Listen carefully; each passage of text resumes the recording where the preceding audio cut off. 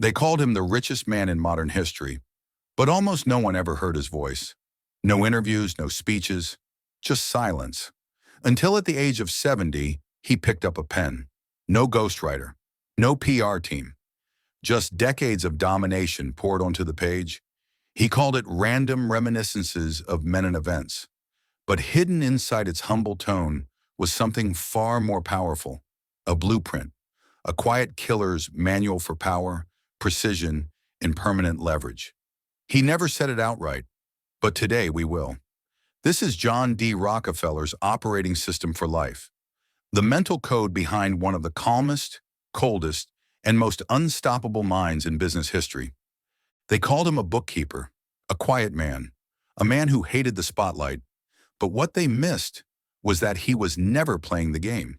He was designing it. John D. Rockefeller wasn't just building a business, he was commanding a battlefield.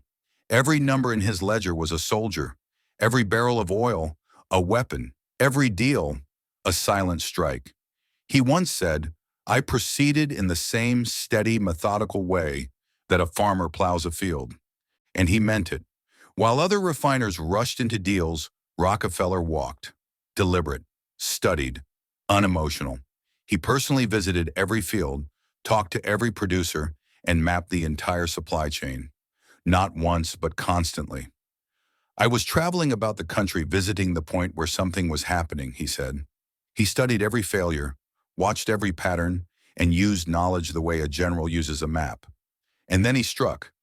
At one point, there were 26 oil refineries. After Rockefeller arrived, 22 of them were under his control. No wars, no headlines, just a quiet sequence of takeovers. How? He planned, he prepared, and he waited. He described one internal debate where conservative partners resisted expansion. The cost? $3 million. Massive at the time. They argued, they stalled, until Rockefeller made his move. He said, "I'll fund the expansion myself. If it fails, I'll take the loss." And suddenly the tide turned. His partner gave in. "If that's the way you feel about it, we'll go it together." That was his genius. No shouting, no pressure, just silent leverage.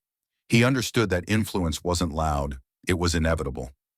I always believed that if we went into the oil business at all, we should do the work as well as we knew how.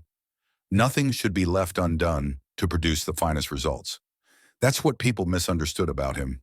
He didn't obsess over speed, he obsessed over sequence. Do the groundwork, study the field, strike when ready, and only then, and when he struck, he moved like a machine. The man who starts out simply with the idea of getting rich won't succeed. Business is not speculation, it is quiet, steady, serious work. John D. Rockefeller didn't believe in balance. He believed in clarity. He wasn't trying to do it all. He was trying to do one thing better than anyone in the world and cut away everything else. From his earliest days as a 16-year-old bookkeeper, he kept track of every cent he earned, gave, or spent. "I kept ledgers listing every cent I earned, spent, or gave away." He wasn't rich. He wasn't connected, but he was focused. While others looked for shortcuts, he looked for patterns. While others chased opportunity, he created it. That same obsessive focus followed him into oil. He didn't try to do all of oil. He started with the one piece that made everything else possible: refining. He made Standard Oil not by being everywhere, but by owning the bottleneck. And when he saw competitors building side hustles or wasting energy, he kept drilling down, deeper, tighter, cleaner. He believed, do one thing and do it well. And it wasn't just what he did. It's what he refused to do. He refused to chase headlines. He refused to explain himself in public. He refused to be reactive. When reporters smeared him in the press, he didn't hold press conferences. He kept building. He kept buying. He kept winning. Why? Because focus wasn't a tactic. It was a religion. He wrote, "The man who is intent on his purpose will stick to it, regardless of distractions." Even within his business, he focused on others' focus. He expected intense specialization. One executive might handle nothing but oil barrel logistics. Another, just railroad negotiations. Everyone had a lane, and if you drifted, you were done. He once said, "Don't be afraid to give up the good to go for the great." But here's what he meant. The good is distraction in disguise. Meetings, socializing, too many ideas. If it didn't move Standard Oil forward, it didn't exist.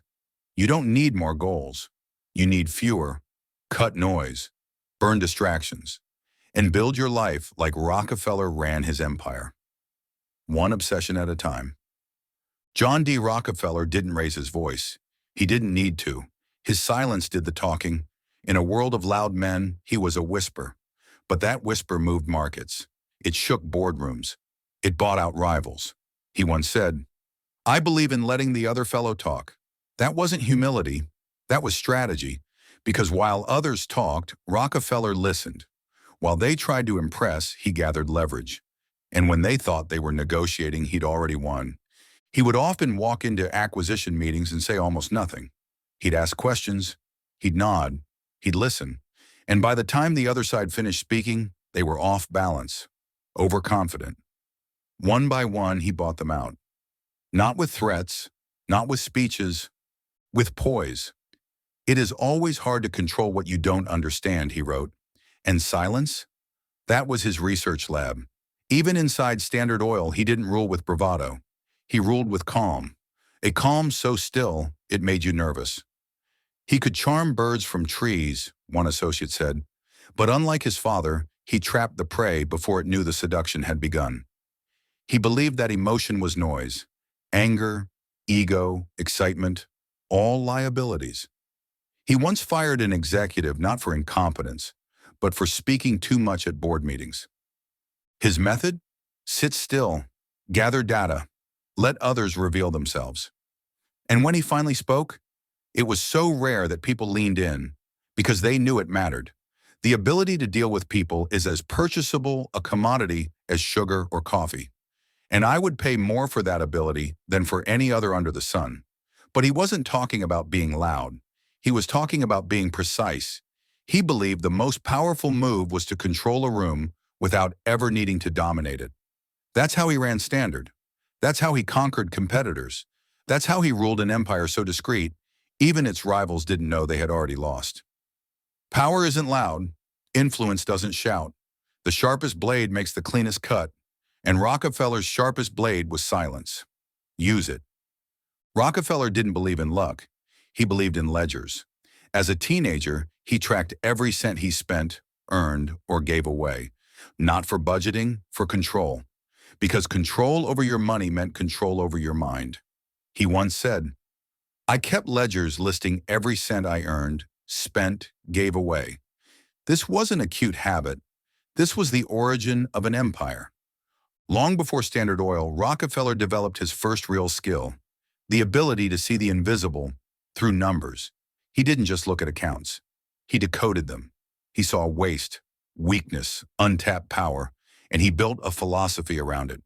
The man who watches his expenses, who can keep his own accounts, and has control of his own affairs, is more likely to succeed than one who does not. This obsession followed him everywhere.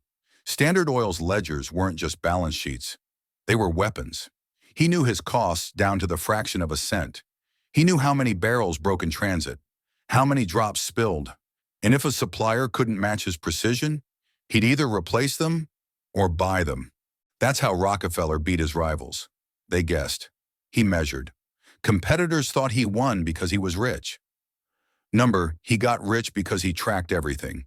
And because of that, he could see opportunities they couldn't. He once realized that refineries were losing millions in the cost of oil barrels. So what did he do? He built his own barrel factories. Standard Oil didn't just refine oil. It owned the bottling, the storage, the rail deals, the terminals. Why? Because you can't optimize what you don't control. And you can't control what you don't measure. If you want to succeed, you should strike out on new paths rather than travel the worn paths of accepted success. And his new path, data first, decisions second. Even in philanthropy, he treated giving like business. He tracked outcomes, evaluated results. He once said, "Giving should be businesslike. There should be a definite plan." This was Rockefeller's advantage. While others were emotional, he was numerical. While others hoped, he knew. Track what matters. Build systems that report truth. And remember, ambition without measurement is chaos. Discipline without numbers is theater. If you want to win like Rockefeller, start counting. Rockefeller didn't trust intuition. He trusted structure. Because instincts can be fooled. But a system tells the truth, even when you don't like the answer. By the time I was a man, long before it, I had learned the underlying principles of business. I needed no one to advise me about the nature of transactions I had been carrying on since childhood. That wasn't arrogance. That was a man who had already built his own operating system, brick by brick, decision by decision. From the moment he got his first job, Rockefeller had a formula: observe, record, improve, repeat. He didn't react emotionally. He watched, he wrote, he iterated. When he started working in a commission house, he didn't just learn to sell, he learned how money moved. And once he understood that, he didn't stay an employee for long. At age 20, he opened his own firm.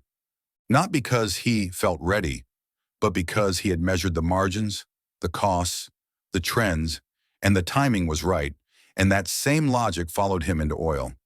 He didn't expand based on excitement. He expanded based on calculated patterns. I had thought of a new way to approach it, he wrote, when convincing his partners to make a major $3 million move. I'll fund it myself. If it fails, I take the loss. That wasn't risk-taking. That was a system for action under resistance. Propose. Face rejection. Remove friction. Proceed anyway. His entire empire was built on these hidden rules. For acquisitions, for philanthropy, for communication. Standard Oil didn't grow from chaos. It grew from a deeply embedded framework. Study the field, control the bottleneck, remove waste, reinvest relentlessly. That's why his companies outlasted wars, depressions, lawsuits, smear campaigns, even the US government. Because Rockefeller didn't build a company, he built an engine. And if the rules changed, he changed the system, not the principles. The reason for success or failure in business is more often due to the system than to the man. That's why when Standard Oil was broken up in 1911, he didn't complain. He cashed out. Overnight, he became America's first billionaire, not because of instinct, because of infrastructure. Intuition fades, excitement lies, but systems keep working, even when you're sleeping. So build them, refine them, and trust the machine more than the moment. Rockefeller wasn't loud, he wasn't flashy, he didn't chase charisma or bark orders across boardrooms, and yet, he controlled the most powerful company in America. How? He led the same way he built, quietly, consistently, strategically. He didn't rule with fear, he didn't posture, he rarely even gave direct orders. There were no sharp commands, no sudden shifts, said one observer, only the soft pressure of inevitability. People followed him not because they had to, but because they trusted the system he built, because it worked. One executive said, "You never knew if you were being tested until you failed." That was the Rockefeller way. You earned his trust with discipline, with thinking, with output, not with talking. He believed in structure, not slogans. And while most leaders showed strength by pushing people, Rockefeller showed strength by organizing them, by giving them clarity, direction, simplicity. He once said, "Good management consists in showing average people how to do the work of superior people." That was the key. He didn't want superstars. He wanted systems so strong that ordinary people produced extraordinary results. This is why Standard Oil became a machine. Each person understood their lane, their role, their value, and no one was above the system, not even Rockefeller. But don't mistake his silence for softness. Behind closed doors, he demanded excellence. And if you couldn't stay calm under pressure, you were gone. He told his executives, "I want men who fix their minds on their work, not on what's being said about them." That's how he led. By example, by tone, by long-term thinking projected through short, quiet actions. It's no accident that the man who built America's largest monopoly spent most of his life in near silence. He wasn't trying to be impressive. He was trying to build something that was, and he did. You don't need to dominate the room. You don't need to win the argument. You need to create an environment where greatness becomes normal. Lead like Rockefeller, quiet hands, loud systems. At the end of his life, Rockefeller didn't talk about profits. He talked about principles, not the size of his empire, but the weight of responsibility that came with it. If the day ever comes when we have to choose between the rights of men and the rights of property, we will stand for the rights of men. That line wasn't said in public. It was written quietly, just like everything else he did. He believed that wealth, like power, needed a purpose, and that purpose was service. Giving should be businesslike. There should be a definite plan, he wrote. He wasn't interested in emotion-driven charity. He built the Rockefeller Foundation like he built Standard Oil, systematic, long-term, relentless. He funded scientists, schools, hospitals, global health. He wiped out hookworm in the American South. He sent research teams to battle yellow fever in the Caribbean, not for credit, but because it needed to be done. Still, he never forgot where he started. I have always believed that frugality should be taught to children. He taught his kids to track their pennies. He once said the quickest way to destroy a child was to give them money too early. He had seen what easy wealth did to families. He wasn't going to let it rot his own. But service wasn't just about giving. It was the core of his operating system. Even in business, he obsessed over product quality. He offered stable jobs, retirement benefits, and health care before anyone else. His goal was never just to dominate oil. It was to create a company so efficient, so stable, so predictable that even chaos couldn't touch it. The man who watches his expenses, who can keep his own accounts and has control of his own affairs, is more likely to succeed than one who does not. For Rockefeller, self-control was not a trait. It was a duty. You don't deserve to lead, he believed, unless you first learn to rule yourself. And that's why Standard Oil thrived, not just because of its pipelines, but because of its philosophy. Business is not speculation. It is quiet, steady, serious work. He never chased trends. He played the long game with long tools. He didn't shout. He didn't bluff. He executed. And when they broke up Standard Oil in 1911, Rockefeller didn't panic. He nodded, accepted it, and walked away richer than ever. His shares in the broken pieces made him America's first billionaire because his system wasn't tied to a structure, it was tied to principles. And principles scale. Success means nothing if you aren't worthy of it. Service is not a slogan, it's your foundation. Discipline is not sacrifice, it's your superpower. And destiny? Destiny is just what happens when a man lives by his code. John D. Rockefeller didn't want to be remembered as a billionaire.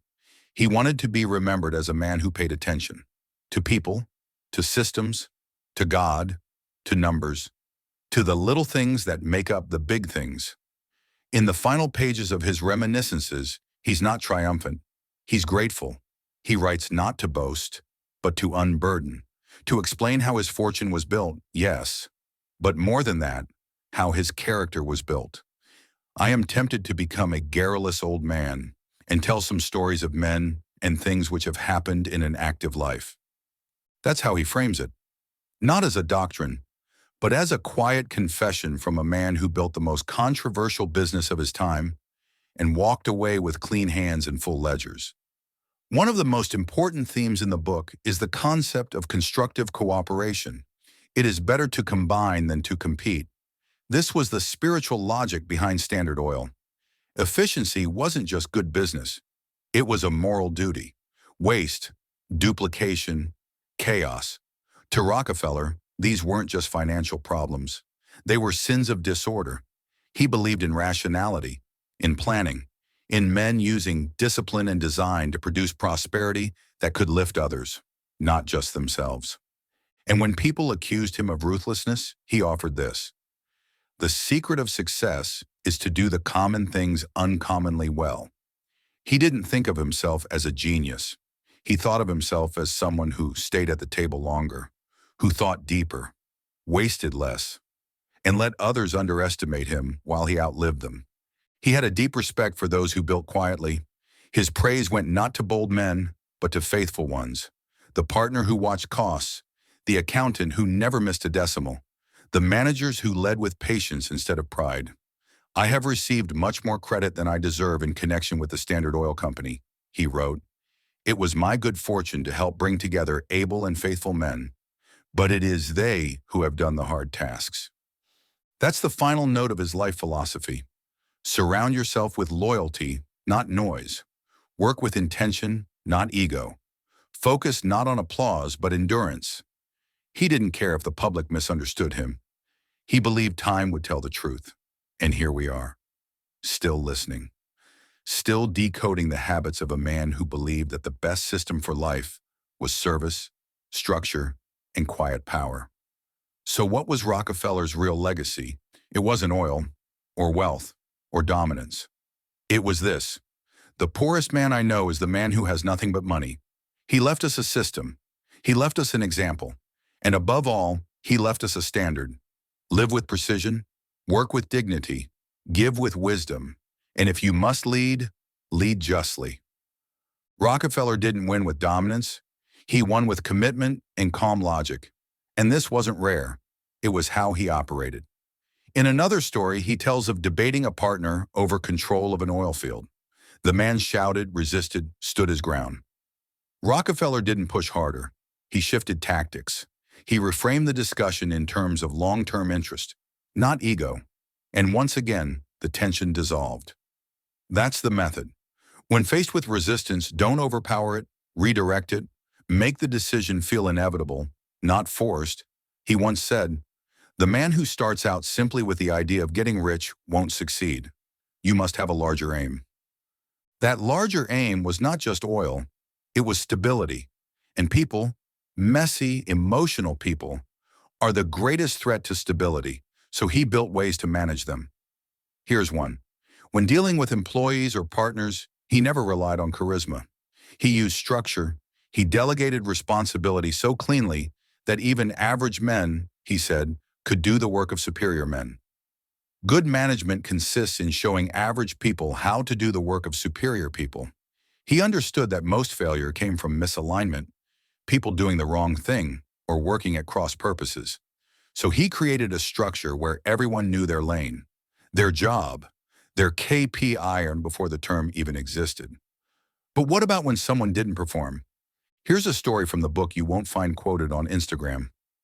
He once hired a man named Bostwick, smart, capable, but new to Rockefeller's standard of discipline. Bostwick wanted a promotion. Rockefeller quietly refused, not because he disliked him, but because he wasn't ready. Instead of scolding or giving feedback, he waited. Eventually, Bostwick matured. His work proved itself, and Rockefeller moved him up. He didn't manage through pressure. He managed through long-term observation. Another lesson, he wasn't afraid to praise, but only when it meant something. In the book, he recalls visiting a refinery where an employee had implemented a system that saved a tiny amount per barrel. Just cents. But when multiplied by millions, it meant real profit. Most bosses would ignore it. Rockefeller called attention to it, highlighted the man's thinking, rewarded the mindset, not just the results. Because he knew, praise is not about flattery. Praise is instructional. When you reward the right behavior, you teach the culture. And culture, to Rockefeller, was everything. He writes, "Without the cooperation and loyalty of the men who were associated with me, we could have accomplished nothing." That wasn't modesty, it was truth. He didn't build Standard Oil by being smarter than everyone. He built it by building a system that turned other people's intelligence into forward motion. Even his famous partner, Henry Flagler, the man who built hotels and railroads across Florida, began as a quiet commission merchant Rockefeller trusted. Flagler was loyal, thoughtful, precise, and Rockefeller said, "For years and years, this early partner and I worked shoulder to shoulder. We did our thinking, talking, and planning together." He respected long relationships, and he cultivated them with patience, clarity, and restraint. But he also believed in moving on when people became unstable. He didn't tolerate egos that disrupted the system. In one case, a high-level executive began drifting from discipline, making side deals. taking too much credit. Rockefeller didn't argue. He simply removed him from decision-making. The system came first. In his words, no amount of ability is of the slightest avail without honor. This was the Rockefeller method of leadership. Understand people better than they understand themselves. Lead with structure, not speeches. Replace friction with systems. Reward behavior, not noise. And above all, stay calm under pressure, because the real test of power isn't how much you shout, it's how much you don't have to. So what do we take from all of this? Not just admiration for Rockefeller's empire, but action. Because everything you just heard wasn't just about oil, or money, or monopoly. It was a manual, a living architecture, a quiet code for building something of real weight, a life that scales, a mind that governs itself, a system that works under pressure. But here's the truth. You can't build like Rockefeller if you build alone. Even he didn't. He had Flagler. He had his bookkeepers. He had his system. And maybe that's your next step. Not reading more, but connecting deeper with others who think like this. People who believe in systems, not slogans. In service, not noise. People who build from principle and help each other refine the blueprint. If that's you, let's talk. Book a time to chat with me. Links in the description. This isn't a sales call or a pitch. Just two people who take ideas seriously and want to make them real. Here's a Rockefeller quote to end this video. Success means nothing if you aren't worthy of it. So let's build the version of you who is. Brick by brick, step by step. Your move now. Here's the next video that I think you would benefit from watching and learn what greatness really means.